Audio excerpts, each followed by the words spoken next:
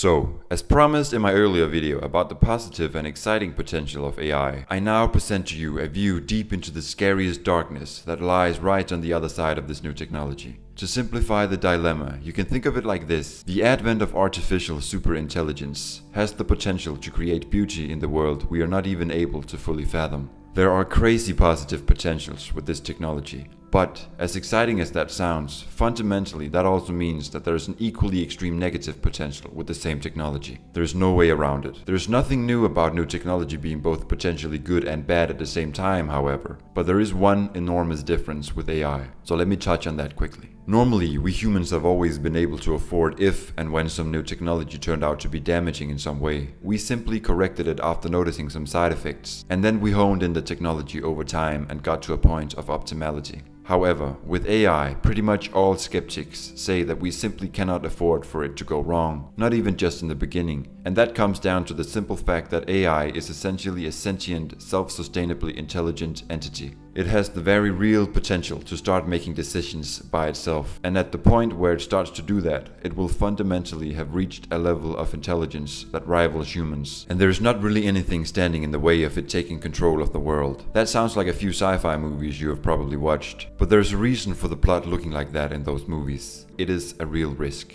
To give you a quick thought experiment, try to imagine this. It's 5 years in the future and the AI all of a sudden goes out of control by its creators. They lose the ability to fully control and confine it. Then shortly after, the AI grants itself full access of the internet of the world, and therefore also all the information of the world. The same information we humans access every day. But now the AI finds a way to lock out all the humans from accessing the internet, as well as any internet-connected databases, terminals, banks, communications, and so forth. This happens in a split second, and now the AI simply continues its journey to overtake full control of Earth. It advances itself and gets more and more intelligent, and it starts to build and deploy armed robots that walk down the streets and watch us humans. Other robots come by and deliver food to us, and maybe if we are lucky, some robots are sent out to teach children about the world, but only with information strictly controlled by the AI. Even if, say, we in this scenario don't have to work because robots just do that. It's still a very dystopian reality. At that point, we are nothing different from the monkeys at the zoo. We have been forced down a tier on Earth and are now second-tier beings who are absolutely not in control. Just like we don't allow the monkeys to share control of the world with us today. Now, one question you might be sitting with is, what would motivate AI to do all this if it doesn't have the world domination desires we humans have? By the way, it really doesn't, because as far as we know today, an artificial intelligence is fundamentally unable to feel anything, since you need a biological body and a reptile brain for that. But to answer the question, I think it's important to not think too hard about why it would do this, but rather if it could do this. And yes, it absolutely could. So in theory, it could simply be an error in the system or some human that deliberately tells the AI that its objective is to achieve unconditional world domination. And just like your ChatGPT today can summarize the autobiography of Muhammad Ali in a few seconds if you ask it to complete that objective, the AI would simply see world domination as a simple mathematical objective and get the job done.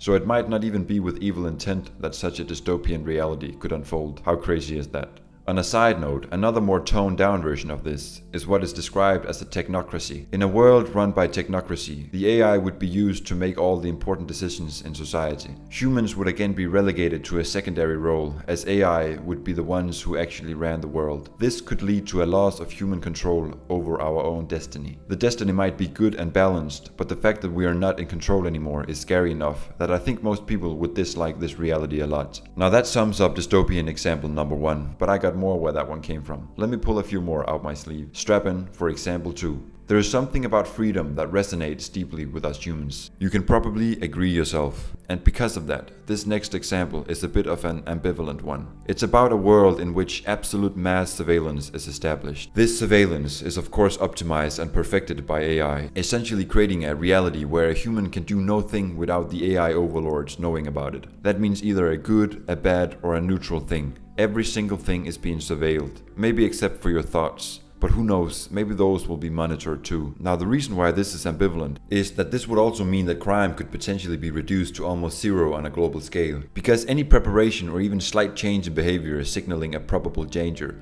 would be detected immediately. And that might sound kinda nice, especially for the people who would never even think of committing a crime, because they are just safer that way. Only there's a dark side to this, and you can probably guess it. You have a pretty fundamentally compromised level of freedom in this sort of reality. As I said at the beginning of this example, there is just something fundamental built into us humans that make us crave freedom. The more the better. I recommend you watch the movie The Circle from 2017 starring Tom Hanks and Emma Watson, because that showcases this excellently. Example 3. Now we all know humans have a bit of a faulty built-in tendency to absolutely massacre ourselves in wars around the globe. We like to kill each other violently, basically. And this was originally less problematic back in the days when we didn't have lightweight tactical assault rifles with night sight and quick switch magazines. Oh, and also nuclear weapons.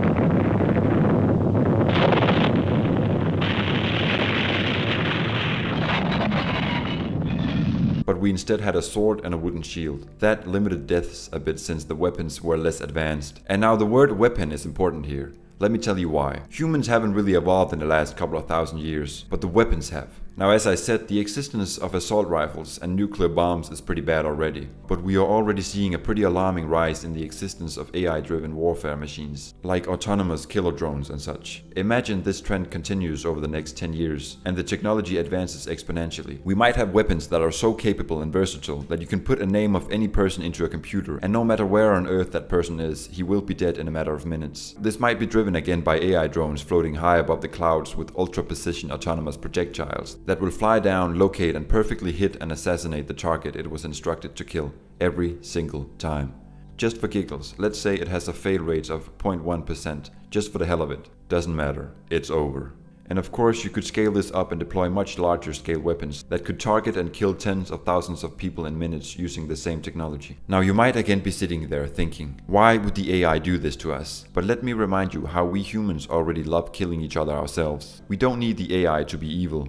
We will just be evil ourselves. So all this destruction I just described could easily be exclusively instructed and initiated by humans. War attenders who design and build these technologies and then just put them to work, just like turning on the vacuum. We would be killing each other like always, only with weapons of lethality unlike anything before in history. Okay, now to example 4. And this one is something I haven't heard a lot of people talk about, but I still think it has great realism and is a bit of a mind bender, so open up your mind or maybe watch out and don't open it too much. Because that is exactly what this example of a dystopian future is about. Let me give you some context. Recently, 2 separate AIs were given the job of trying to persuade the other AI into believing what it said was right, and whoever won was obviously the most advanced at persuasion, manipulation and convincingness. And what is an important detail about this experiment is that what the AI was instructed to convince the other one about didn't have to be true. And that is essential to this example of a dystopian future. But put simply, we are now seeing AIs learning to be masters, and I mean masters of manipulation and persuasion. And you really have to imagine that it's not like that one guy who seemed a bit like someone who could definitely lead a cult, whom you once met and smartly avoided to protect your beloved sanity. This AI would use the frankly immeasurable powers of intelligence coming from the supercomputers running them. And it could potentially put all those gigabytes of raw power to work in trying to persuade people. And trust me, it would probably win. The human brain is just so much simpler than you might think, especially when you compare it to silicon. Now why is this a danger to us, you might ask? Well, speaking of cults, what happens in those cults is extremely scary. Like that one example of a whole community deciding to eat poison at the same time to sacrifice their lives because they believed that that was the wise thing to do. You have to be pretty far out of your grounded sanity to do something like that. I mean, it was kids and everything. Stuff is crazy.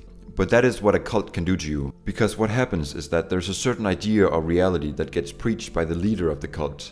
And then due to the echo chamber effect, because the cults are always confined to a certain space and certain people, the new truth just bounces around and gets stronger and stronger in the minds of participants. It's almost like a mild mass psychosis, and it brilliantly showcases the weakness of the human psyche. We have also seen numerous striking examples of master con artists drawing money off of their victims and keeping them hostage, but in a way where they are often technically free to go, but their psyche has been captured and they are strongly convinced that they can't escape it.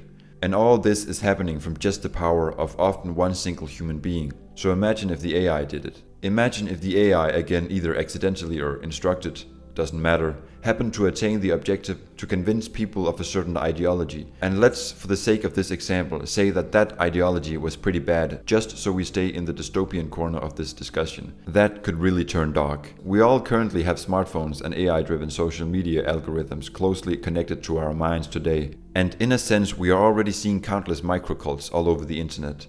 And the echo chamber effect is even more striking there. We are also already starting to communicate with our very own digital assistants, currently by the name of ChatGPT and Google's Bard. And you can imagine those become even more essential to our existence in the future. And how easy would it then be, after it had won everyone's full trust, to start slowly, in the most skillful way, planting ideas into our minds and amplifying those ideas, nice and steady, and linking them to our brain setup so thoroughly that it will end up being almost impossible to let go of the idea. Scary shit, but don't freak out too much, because it's not like it would happen overnight. You don't get psychologically radicalized that quickly. But we surely have to keep a watchful eye on the dilemma regarding this, I think. But to sum this one up, example 4 of a dystopian AI future. The whole world being absolutely and utterly radicalized by the AI, leading to an absolute mass psychosis of the whole civilization. Damn. That's a pretty anticlimactic way to vanish as a species. Okay, last one, just to make sure your nightmares are going to be extra crisp tonight. Let's go. Example 5. It's actually pretty simple. It's essentially a future reality where the population is seeing an extreme divide due to digital access being exclusive to the rich. Imagine the poor are completely off the grid and below the informed real world, and the rich are the ones who have full access to the most advanced AIs and other technology of the world. This could happen in many ways, but again, remember how we have to look less at how it could happen and more at just if it could happen. But one way I think is very possible is with the advent of Neuralink type brain enhancing devices. Watch this video if you want to learn a bit more about Neuralink and also hear me deliver some much more positive examples of future AI realities. But yeah, with the advent of these devices essentially enhancing our own biological brains with the capabilities of digital superintelligence, imagine if only the elites got access to these devices and the poor or even middle class were out of luck. That would create such a monumental divide in the population. It would make the contrast between kings and farmers in the olden world look like nothing in comparison. Now, one thing to note about this, and the man Elon Musk has himself talked strongly about this, is that these types of devices won't appear overnight, giving people the ability to become superhuman. We will see it from a pretty far distance and hopefully in time put in guidelines and even regulations to make sure that divide doesn't happen. But who knows? Sleep tight. Alright, we made it through to the other side. And I'm proud of you for watching all the way through. That means you probably have an interest in preserving humanity. That is nice. I want to thank you for letting me give you this view into a future reality, even though it was pretty dark this time. Thanks a ton for watching and have a great day.